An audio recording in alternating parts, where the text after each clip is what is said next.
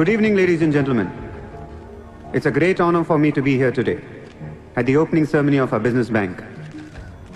Let me first extend my warm welcome to all of you. Thank you so much for being here.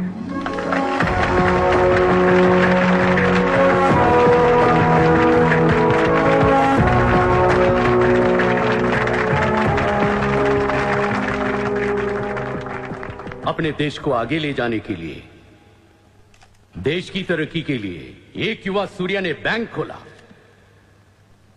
मैं तो कहता हूं ऐसा नौजवानों को पॉलिटिक्स में आना चाहिए, तभी तो हमारा देश तरक्की करेगा। मैं इसका बुलंद हौसलों को सलाम करता हूं। ఒకప్పుడు బ్యాంక్ రాబరీ చేసినవాడు ఇప్పుడు బ్యాంక్ పెట్టడం, దానికి నేను చీఫ్ గెస్ట్. బ్లాక్ మనీ దాచుకుంటానికేనా ఇది? అవును సార్, ఇండియాకి స్విస్ బ్యాంక్ లాంటిది సార్. వైట్తో పాటు బ్లాక్ మనీ కూడా దాచుకోవచ్చు. చాలామందికి డబ్బు ఎక్కడ దాచుకోవాలో తెలియట్లేదు సార్, అందుకే పెట్టాను. అంతేకాదు మిస్టర్ సూర్య, ఈ రోజు ముంబై పోలీస్ అసోసియేషన్ కి 50 lakhs ఫండ్ ఇవ్వడం చాలా ఆనందంగా ఉంది. ఇలాంటి యువశక్తి మన దేశానికి ఫెంటాస్టిక్. పబ్లిక్ సొమ్ము తిరిగి మాకే ఫండ్ ఇస్తున్నావా? మీది మాది కాదు సార్, ఇండియాలో డబ్బు ఉంది, ఎవరికి చేతనైంది దాన్ని తీసుకోవటమే సార్. మంచితనానికి రోజులు కాదు సార్ ఇవి. మంచోడిని త్వరగా దేవుడు తీసుకెళ్ళిపోయాడు అంటారు. తీసుకెళ్ళిపోవడం కాదు సార్, ఇక్కడ ఉన్న వాళ్ళందరూ కలిపి పైకి పంపించేస్తారని.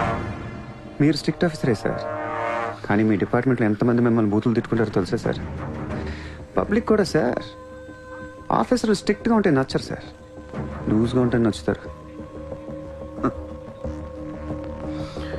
టు బి ఫ్రాంక్ సూర్య, నిన్ను దగ్గర నుంచి చూస్తుంటే కోపం తగ్గిపోతుంది. ఒక్కొక్కసారి అనిపిస్తుంది నీలాంటోడు నా డిపార్ట్మెంట్లో ఎందుకు లేడా అని. నీలో ఉన్న కసి నేను ఎవరిలోనూ చూడలేదు. But you're on the wrong track. No sir, I'm on the right track. Sir మీరు అబ్జర్వ్ చేశారో లేదో, లాస్ట్ 3 months నుంచి ఇండియాలో మర్డర్లు తగ్గిపోయాయి, కిడ్నాప్లు తగ్గిపోయాయి, క్రైమ్ రేట్ మొత్తం పడిపోయింది సార్.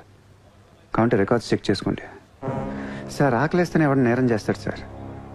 నేరస్తులందరికీ శాలరీలు ఇచ్చి పెంచుతున్నాను సార్.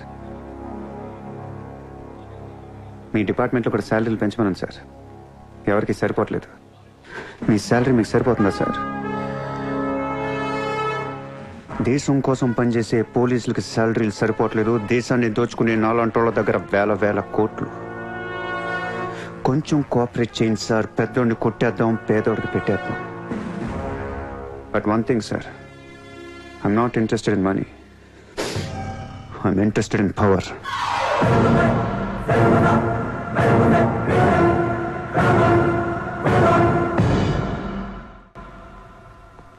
सूर्या, तुम हमें बहुत पसंद आया। तुमने जिस तरह लालू को सपोर्ट किया, हमें बहुत खुशी हुई. నువ్వు ఢిల్లీ ఎప్పుడు వచ్చినా నన్ను కలు. ఢిల్లీ నుంచి నీకేం కావాలన్నా నన్ను అడుగు. నీ ఢిల్లీకేం కావాలి? క్యా?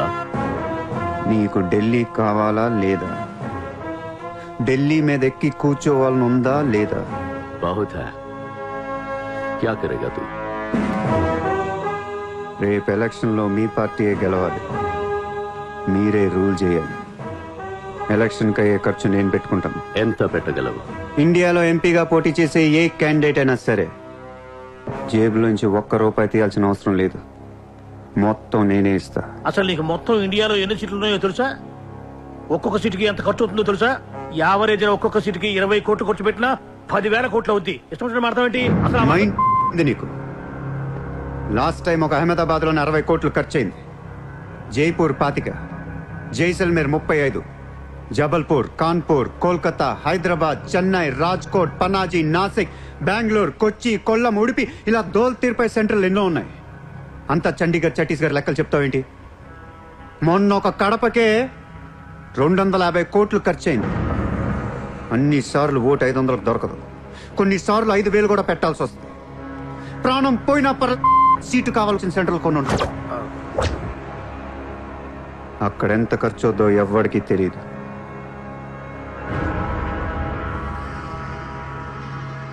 సార్ పార్టీ తరపున మీరు ఇచ్చేది ఎంత సార్? వాళ్ళు పర్సనల్గా ఎంత ఖర్చు పెడతారో తెలుసా సార్?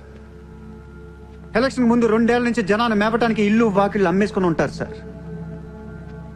లాస్ట్ టైం ఎలక్షన్కి 25,000 కోట్లయింది. ఇప్పుడు ఖర్చులు పెరిగాయి కాబట్టి ఇంకో పావులా వేసుకుందాం. ఈసారి ఎలక్షన్కి 35,000 కోట్లు అవుతుంది. మొత్తం నేనే ఇస్తా.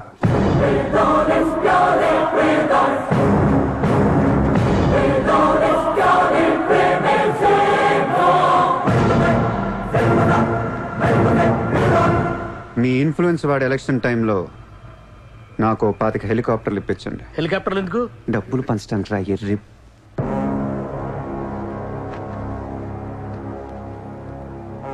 మీ హైకమాండ్తో మాట్లాడండి. మీ సార్కి సూర్య గురించి చెప్పండి. సార్ నాకు ఢిల్లీ నుంచి ఏముంది సార్, నేనే మీకు ఢిల్లీ ఇస్తాను.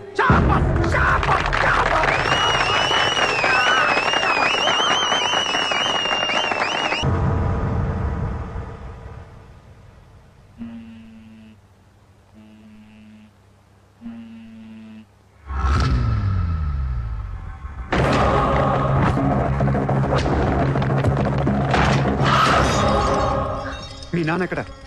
మీ నాన్న ఎక్కడ? ఏం చేస్తున్నావు మా డాడీని?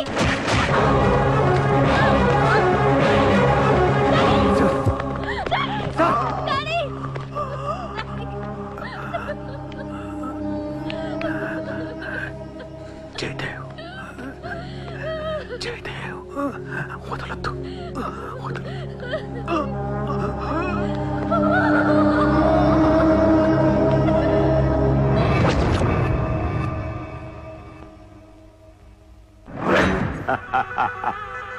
గోఖలే పోయాక నన్ను ఇంకెవరేం చేయగలరు? ఎలక్షన్కి ముందే ఆ సూర్యగాడిని వేసేస్తే ప్రశాంతంగా ప్రమాణ స్వీకారం చేసుకోవచ్చు. ఘనపులేటి జయదేవ్ భారతదేశపు 14వ ప్రధానమంత్రి, ప్రైమ్ మినిస్టర్ ఆఫ్ ఇండియా.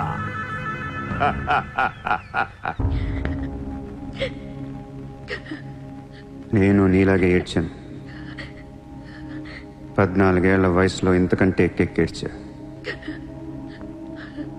అమ్మా నాన్న అమెరికాలో ఉండేవారు, నేను అక్కడే పుట్టా. మా నాన్న అక్కడ పెద్ద బిజినెస్ మ్యాన్. బిజినెస్లో సంపాదించిన డబ్బంతా పట్టుకొని పుట్టిన ఊరికి ఏదైనా చేద్దామని ఇక్కడికి వచ్చాం. అక్కడ మా నాన్న ఒక లోకల్ లీడర్ని కలిశాడు. వాడి పేరు జయదేవ్. ట్రస్ట్ ఓపెన్ చేస్తున్నాను మా అమ్మ నాన్నలు నమ్మించి డబ్బంతా దోచుకొని నిర్దాక్షిణంగా చంపేశాడు. దారుణంగా కత్తులతో పొడిచి చంపేశాడు.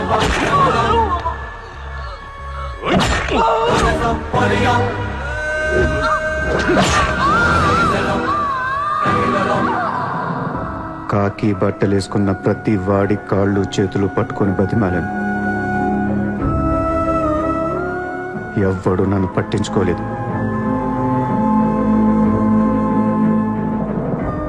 ఏ దేవుడు నా కోసం రాలేదు. చెప్తే వినపడదా? ఇక్కడే పడి ఏడుస్తావేంటి?